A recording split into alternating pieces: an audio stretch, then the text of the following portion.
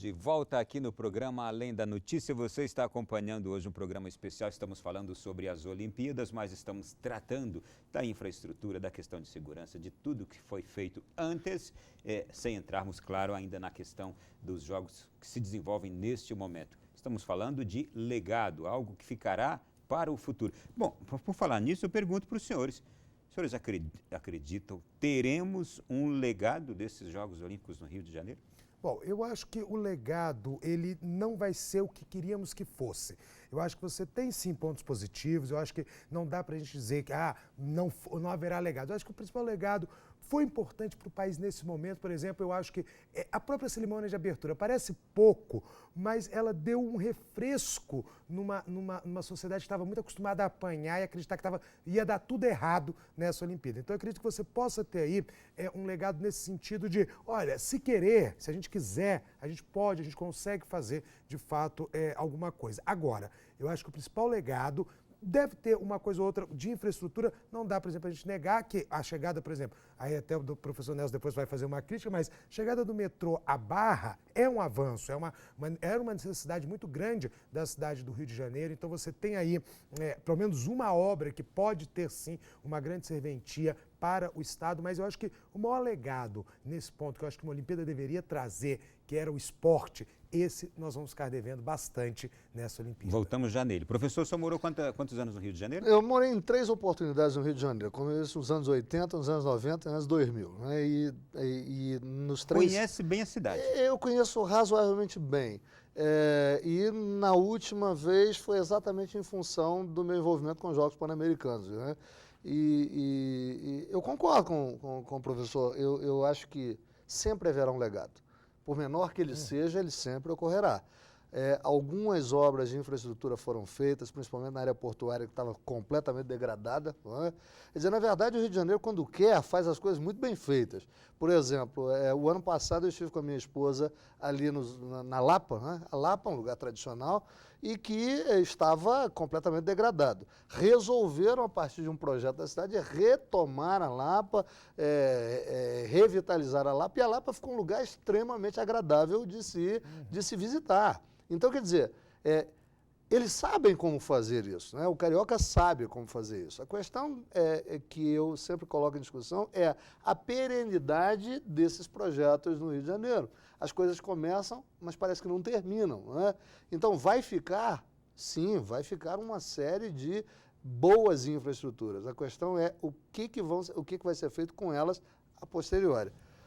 Só para tomar um exemplo, é o caso do Nilson Nelson do Estádio Mané Garrincha, aqui no Distrito Federal. Mas eu pergunto para o senhor, quais obras o senhor menciona aqui que, de fato, ficarão como uma grande conquista desses Jogos para a cidade do Rio, a população do Rio? A melhoria que aconteceu, ou que está acontecendo no transporte urbano, a partir da implementação de mais linhas do metrô, não é? Essa é importante, em que pese que ela esteja concentrada na zona sul do Rio de Janeiro, mas é uma conquista importante. As arenas que serão transformadas, segundo o discurso, em escolas, né? Para mim, me parece que são importantes, em escolas e centros de treinamento. E aí tem uma coisa que eu acho que a gente tem que levar em conta.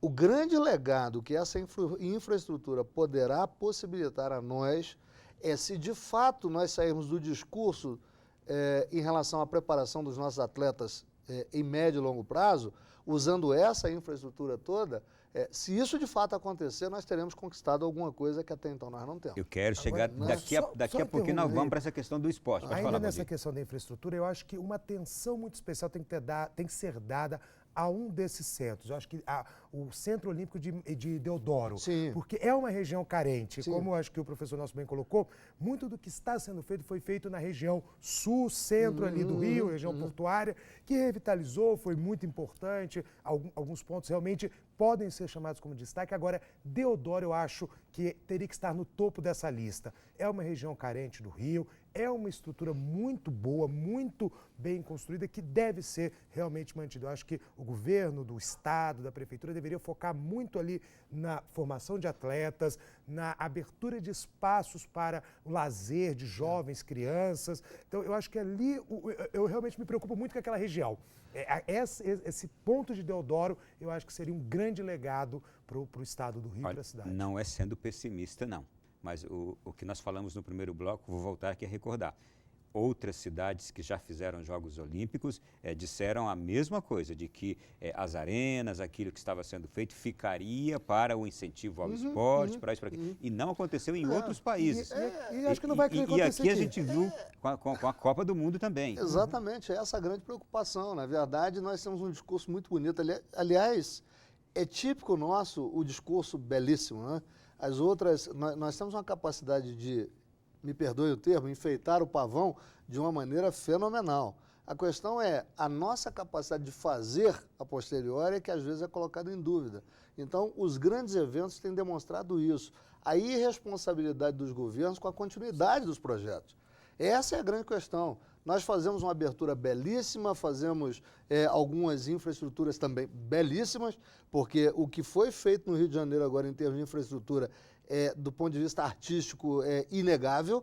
São estruturas belíssimas, belíssimas, mas e o depois? E o depois? Como é que nós vamos fazer com isso? Estão tentando, volta ao caso de Brasília, do estádio Mané Garrincha, estádio nacional, não é? Nós estamos nos perguntando até quando aquilo vai se manter do jeito que está acontecendo. Ele já está em processo de degradação, nós já sabemos disso. Né? E tem sido, ainda bem que tem sido utilizado por times do Rio, Minas e São Paulo. Até porque senão, aqui serviria. Agora, uma coisa ainda nessa questão da infraestrutura, que também, eu estava refletindo aqui, falando do professor Nelson, me impressiona um pouco também no Brasil, uma capacidade que a gente tem de adiar as coisas. O que eu digo adiar? Metrô da Barra, vou voltar a esse exemplo, ou a revitalização do Porto, são obras que deveriam ter sido feitas não por causa da Olimpíada, para aquela cidade, que são obras importantes em todos os sentidos. O próprio VLT, que foi ainda de um trajeto curto, mas são obras que deveriam já ter sido feitas não pensando ou por causa da Olimpíada. Porque o que me imagino, que me passa na cabeça é que se não fosse a Olimpíada, esse metrô da Barra não sairia nunca. Verdade. Isso me entristece um pouco. Verdade. Vamos fazer análise aqui de algumas manchetes. A gente tem alguns VTs ali também, vou pedir à equipe que nos ajude. Olha só, tem uma aqui. COI diz que crise no Rio de Janeiro e no Brasil não foi gerada por Olimpíada. A gente também já falou sobre isso, né, Valdir? Não, e eu acredito que também não foi. O problema, a nossa crise não tem nada a ver com Olimpíadas. Não seria deixar de fazer a Olimpíada que nos tiraria da crise econômica que tivemos. Então, realmente eu concordo com essa opinião do COI. Sim. A gente já estava falando agora há pouco aqui, outra manchete diz assim, Olimpíada transforma a rede de transportes do Rio. Transforma mesmo ou melhora um pouquinho? Eu não acredito em transformação, não nesse nível que está sendo colocado.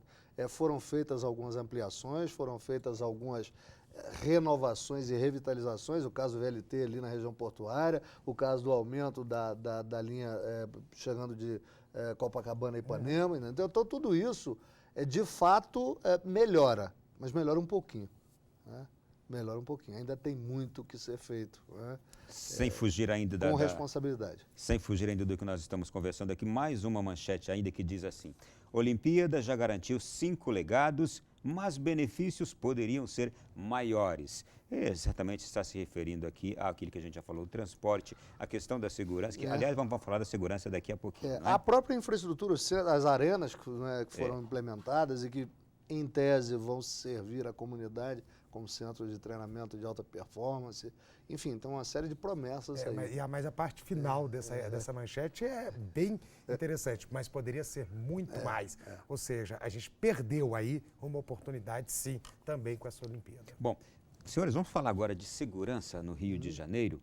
Nós estamos acompanhando com esses Jogos Olímpicos que eles só estão acontecendo por causa da Força Nacional de Segurança que ali está, um esquema que foi montado com forças recolhidas do Brasil inteiro para ajudar ali a cidade do Rio de Janeiro.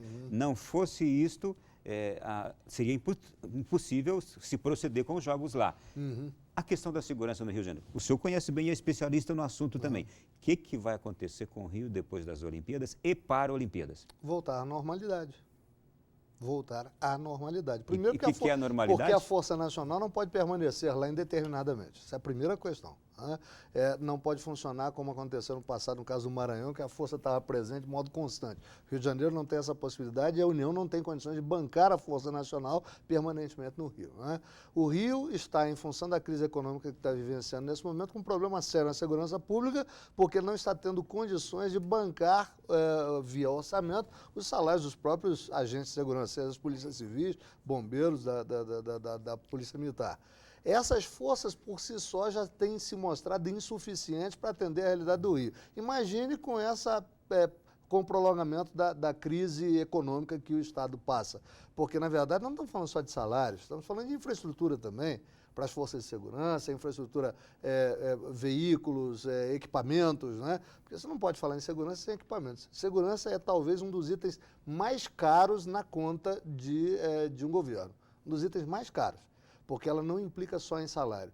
Então, o Rio de Janeiro vai voltar à normalidade. A normalidade no Rio significa o dia a dia complicado, o dia a dia com expectativas violento, de violência... trágico.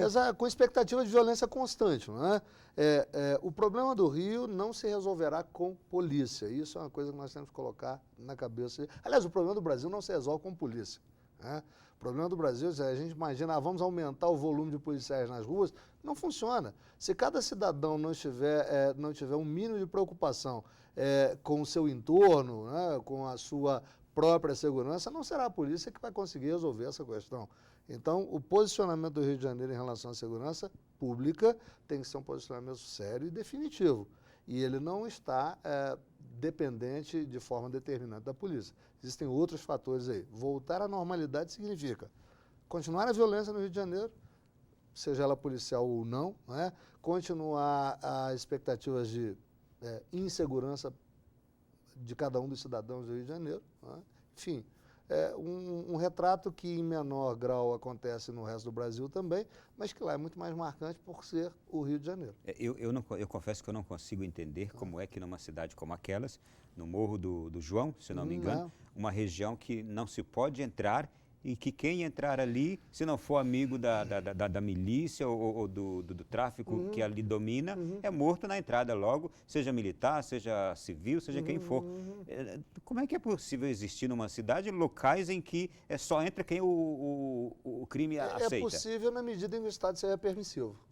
Não tem outra possibilidade. Não existe força capaz de se contrapor ao Estado desde que o Estado não queira ser contraposto. Não existe. Então, na verdade, a história do Rio de Janeiro é uma história de permissividade. As coisas que acontecem no Rio de Janeiro hoje, elas, em termos de segurança pública, elas são decorrentes de um processo de permissividade crescente, né, de naturalização da violência e, vamos dizer assim, do próprio crime. Né? Se me permite, por favor, uma palavra que eu acho que também define além de permissividade, eu falo união. O Estado do Rio de Janeiro se uniu à criminalidade em vários momentos da sua história. Sim, sem dúvida. Permitindo, então, essa permissividade não é nem uma questão até de, porque não temos estrutura, não. Foi permitido no sentido de você me apoia e eu te apoio. Sem citar nome, nós temos um histórico muito recente no Rio de Janeiro, onde a classe política, os governantes do Estado e do município se uniram, sim, a milícias, a traficantes, Valdir, vários aspectos. Você está dizendo algo que eu já ouvi de alguns críticos da política desenvolvida com as UPPs, de que as UPPs funcionam onde o Estado faz acordo com o crime. Sim, em muitos locais ela só entra porque há esse acordo, há essa possibilidade. Então isso para mim é muito ruim ao Estado do Rio de Janeiro. Então, eu interrompi o professor que é especialista na área, mas aí eu vou pegar um pouco dessa área da política. Então a gente viu desde os anos 80, do começo da redemocratização no Rio de Janeiro, essa questão da segurança pública na tentativa de agradar, vamos dizer, o morro, agradar quem estava ali dominando aquela região, o Estado foi se aliando a ele. E aí chegou num ponto em que a aliança foi tal que hoje o Estado não tem mais acesso a essas regiões, precisa, como bem colocado, da autorização dessas pessoas para entrar nessa região. Então isso é muito arriscado. E enquanto a política não quiser de fato, eu acho que a frase do professor é muito clara, ninguém tem como se contrapor ao Estado. A gente já viu isso. Se o Estado quiser, ele consegue entrar nessas regiões sem problema nenhum. Ele quer? Acho que essa é a pergunta. Exatamente. Eu falava agora há pouco, o problema no Rio e em outras partes do Brasil, e vou dizer, o Distrito Federal também não está fora desse contexto, tá, ok? Em menor grau, mas não está fora, os acordos que são feitos. Os acordos que são feitos entre o Estado, né, e o crime. Então, e esses acordos são no sentido de agir ou se omitir. É uma coisa ou outra, né? O caso do Rio de Janeiro, no primeiro momento, as milícias foram vistas pela própria comunidade como a solução para os problemas de crime, e depois se percebeu que elas eram mais criminosas do que os criminosos que habitavam aquela área anteriormente, né? Do outro lado, fazer vista grossa também, como é o caso que aconteceu nos anos 80, né? Sem citar nomes políticos, mas a gente conhece a história, né? Quer dizer, fazer vista grossa em nome de um sucesso eleitoral é complicado também, ou seja, vender a alma ao diabo. E venderam, venderam. Em síntese, então, nessa questão de segurança, não haverá legado mínimo que seja, né? E só de uma forma bem breve, uma coisa me preocupa. Se a gente olhar o histórico dos grandes acontecimentos no Rio, Eco 92, Copa mesmo, eu acho que nessa Olimpíada está tendo muito mais notícias de crimes, inclusive contra atletas, do que tivemos antes em outros eventos, grandes eventos. Não sei se isso é um sintoma de um risco maior ali na frente. Daqui a pouco, no próximo bloco, a gente vai voltar aqui para falar agora também da questão do legado esportivo. O que vamos herdar dessas Olimpíadas? Confesso que até agora, quando olho para o quadro de medalhas, me dá assim, uma insatisfação, me dá uma tristeza tão grande. É como se estivéssemos realizando um mega evento, mas não estivéssemos nos preparados para aquilo que deveria ser o centro das atenções, a formação dos nossos atletas para darem resultados, e isso transformaria a nossa sociedade com eles também. A gente volta daqui a pouquinho para falar sobre isso.